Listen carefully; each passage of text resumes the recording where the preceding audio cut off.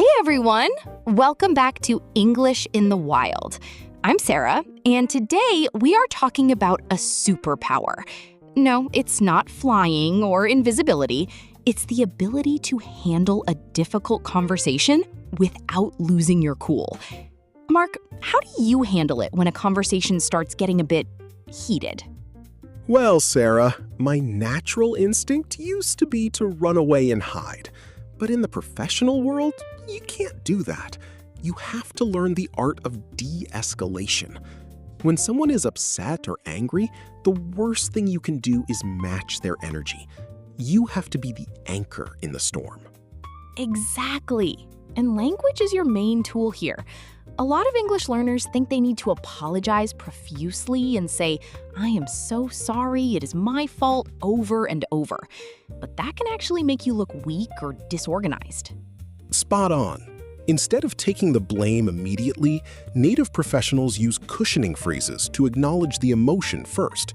A classic one is, "I completely understand your frustration."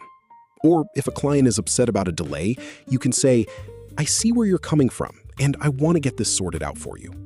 Sorted out. That's a huge British favorite, isn't it? It just means to resolve or fix a problem. And notice how that phrase shifts the focus from who made the mistake to how we are going to fix it. It's solutions-oriented. Precisely. Another great phrase to buy yourself some time if you don't have the answer right away is, "Let me look into this for you right now." It shows immediate action, but it stops you from making promises you can't keep. I love that. It keeps you in control. You're validating their feelings, but you're keeping your head clear to troubleshoot the actual issue. So, Mark, we've calmed the client down and looked into the issue. But what happens when the pressure is coming from inside the house? Like when a manager walks up to your desk or slacks you with a massive new project that's due tomorrow? The classic urgent request. It's a complete recipe for burnout if you just say yes to everything. But you can't just say, "No, I'm too busy." That looks like you aren't a team player. You have to push back politely. Exactly. You need to manage up. One of my favorite strategies is to make them prioritize the work for you. You can say something like, "I'd be happy to take this on, but looking at my current pipeline, which of my other tasks should I deprioritize to free up some time?" Ooh, that is smooth, Sarah. Current pipeline, that's a fantastic corporate term for your active projects or queue of work. By asking that, you aren't saying, "I won't do it." You're saying, "I can only do so much at once."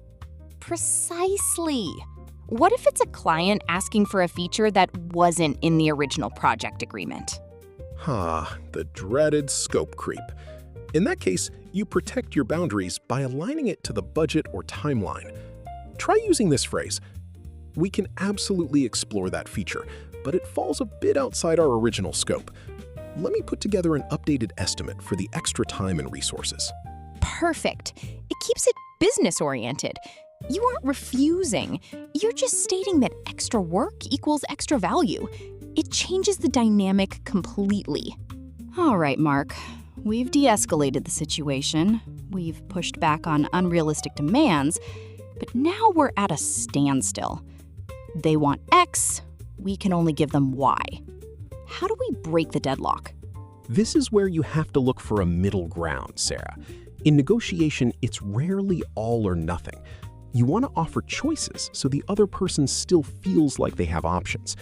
A great way to frame this is using if-then logic. Oh, like a conditional sentence. Give me an example. Exactly. You could say, "We won't be able to deliver the full software feature by Friday, but if we split the rollout, we can have the core functionality live for you on time." How does that sound? That's excellent. You're trading a bit of scope for the timeline. Another fantastic phrase when you need to make a small concession is, "As a compromise, what we can do is..." This explicitly labels your action as a fair, cooperative step. Yes, it shows goodwill. And if the other side makes a proposal that you can almost accept but not quite, you don't reject it flat out. You say, I'm open to that, provided that we can... Provided that? Such a clean, professional way to add a condition. It keeps the momentum moving forward instead of shutting the door. It turns a potential argument into a strategic puzzle you're solving together. Mark, have you ever received a message from a colleague that just said fine or okay with a period at the end? Because every time that happens to me, my brain instantly goes, oh no, they absolutely hate me. Oh, the classic short text panic. Written communication is a total minefield, Sarah. Without facial expressions or a tone of voice, a direct sentence can sound incredibly passive-aggressive, even if the person was just in a rush. Exactly. And if you react defensively, you end up creating a conflict out of thin air. So if you realize there's a misunderstanding brewing, how do you fix it without making it awkward? First rule of thumb, get off text if it's getting tense. But before you call them, use a phrase to reset the vibe. You can say, just want to make sure we're on the same page here. Let's jump on a quick huddle. Huddle. That's great Slack slang for a quick audio call. And notice how Mark said, make sure we're on the same page. It doesn't point fingers. If you need to clarify your own words because someone took them the wrong way, you can say, sorry, I think my last message came across a bit wrong. What I meant to say was... Brilliant. Came across wrong is a fantastic phrasal verb for how your tone was perceived. On the flip side, if you are confused by their tone, don't accuse them. Just say, just to clarify, did you want me to prioritize the script or the documentation first? Exactly. Keep it focused on the objective facts, give people the benefit of the doubt, and remember that a 60-second voice call can save you 3 days of awkward texting. Mark, giving feedback is easily one of the trickiest things to do in an office. If you're too soft, the person doesn't improve. But if you're too blunt, you end up breaking their confidence completely. It's an absolute tightrope walk, Sarah. In English-speaking corporate cultures, we rarely just jump in with, this is wrong. We use what I like to call softening structures to frame the critique as an opportunity for growth. Right, like the classic feedback sandwich. A compliment, the critique, and another compliment? Exactly. Though sometimes that can feel a bit mechanical. A more natural way to start is by highlighting what is working first. You can say, the logic behind this script is completely solid.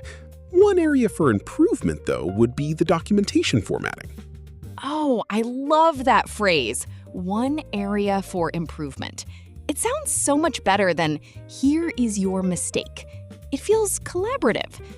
What if you want to suggest a completely different approach without sounding bossy? Use a constructive question instead of a directive. Try phrasing it like, have you considered refactoring this section to make it a bit more scalable? Or what if we tried adjusting the customer greeting to keep it a bit more conversational? That's brilliant. By asking a question, you're inviting them into the problem-solving process rather than just telling them what to do.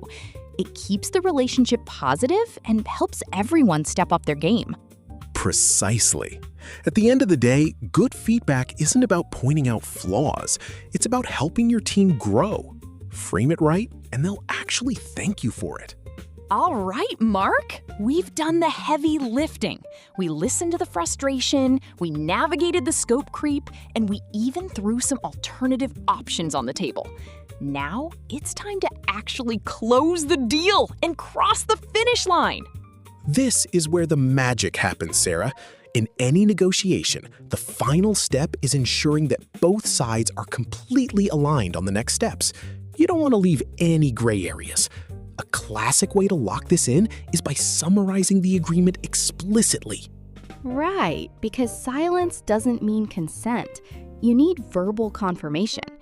I like to use a phrase like, so just to confirm what we've landed on.